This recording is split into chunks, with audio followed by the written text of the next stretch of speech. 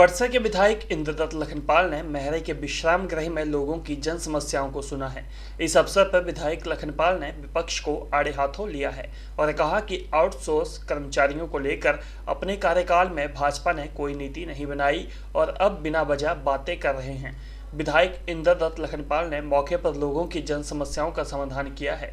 जो समस्याएं समय पर हल नहीं हो पाई हैं, उन्हें लोगों को जल्द हल करने का आश्वासन दिया है। ये तो बड़ा विचित्र सी बात है विपक्ष की। 5 साल तक वो सत्ता में रहे।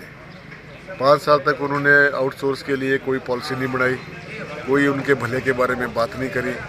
और आज जब और जिन कंपनियों के माध्यम से उन्होंने आउटसोर्स में कर्मचारी रखे थे, जो फर्जी बड़ा जो उन्होंने किया था उसमें और एक भारी भ्रष्टाचार हुआ था।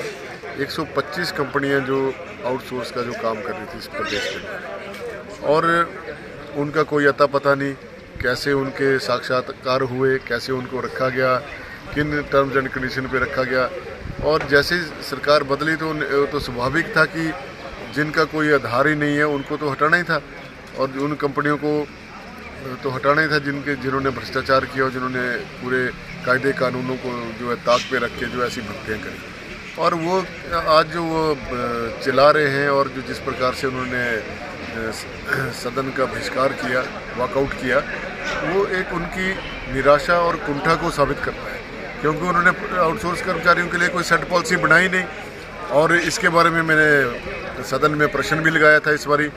उसका मेरा जो प्रश्न लगाने का जो औचित्य था वो यही था कि आउटसोर्स कर्मचारियों के लिए एक कोई ठोस नीति बने, ताकि बार बार उनको जो इस प्रकार बाहर जाने का दंश न झेलना पड़े। बिल्कुल हमारा पूरा दबाव रहेगा माननीय मुख्यमंत्री महोदय के ऊपर और सरकार के ऊपर कि आउटसोर्स कर्मचारी जितने भी विभागों में हैं, जितने भी कर्मचारी हैं, चाहे वो आउटसोर्स के कर्मचारी हैं, चाहे वोकेशनल टीचर हैं, चाहे वो पैरा टीचर हैं, या अन्य प्रोजेक्टों में जो हमारे लोग लगे हुए हैं, उन सभी का एक खाका तैयार करके एक ठोस नीति बनाए जाने की आवश्यकता है।